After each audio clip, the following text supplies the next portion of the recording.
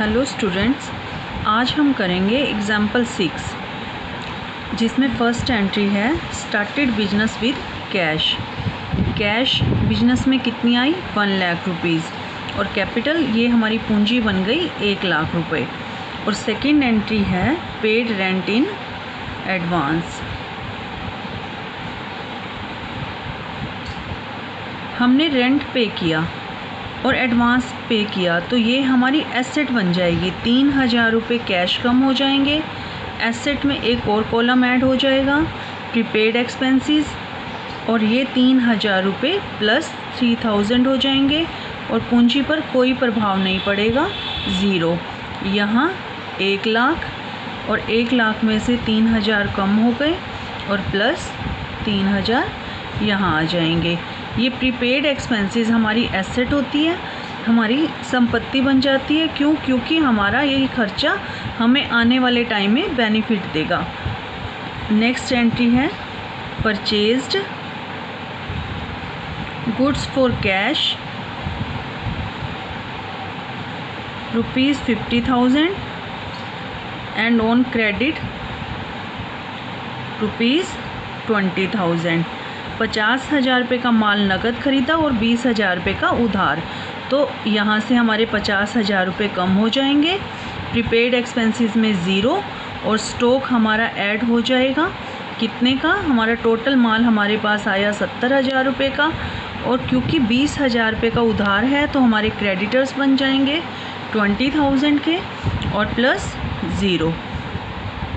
पूंजी पर कोई प्रभाव नहीं पड़ा। यहाँ पर कैश बच गई हमारे पास 47,000 की, 47,000, 3,000 plus 70,000 is equal to 2 lakh plus 1 lakh. ये हो गई हमारी न्यू इक्वेशन। फोर्थ एंट्री है सोल्ड गुड्स फॉर कैश, नकद माल बेचा। कितने का? 80,000 रुपये का माल बेचा और कॉस्टिंग क्या थी? कॉस्टिंग थी 40,000। 80,000 रुपये हमारे पास कैश आ गई और प्रीपेड एक्सपेंस पर कोई प्रभाव नहीं पड़ेगा। स्टॉक कितने का कम हुआ? 40,000 का। क्रेडिटर्स पर कोई प्रभाव नहीं और 40,000 रुपये हमारे प्रॉफिट के कैपिटल में जुड़ जाएंगे। New equation.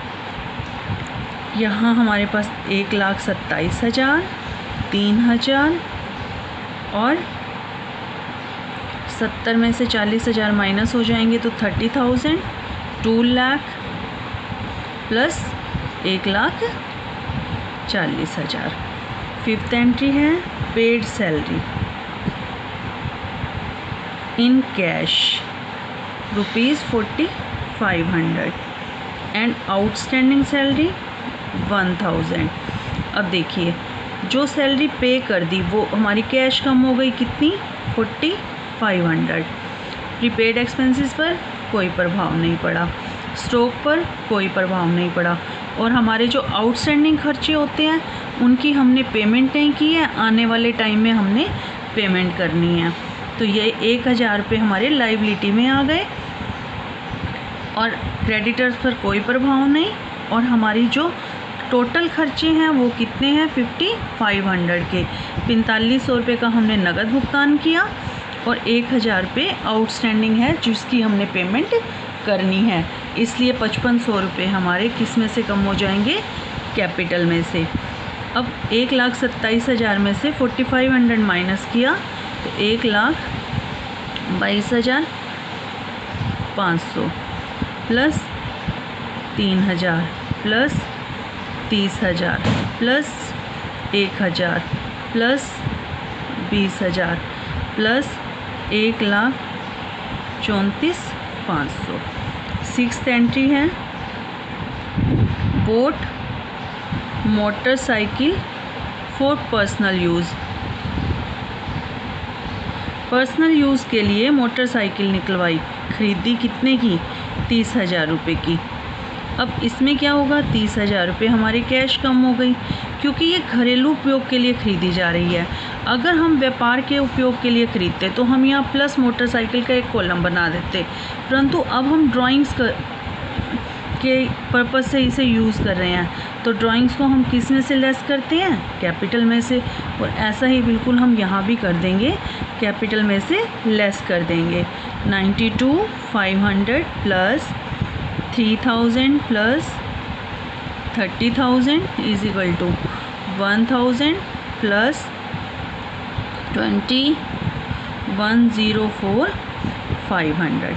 ये हो गई हमारी फाइनल इक्वेशन, बिल्कुल अंतिम इक्वेशन। अब हमने इसमें नया क्या सीखा, आउटस्टैंडिंग एक्सपेंसेस।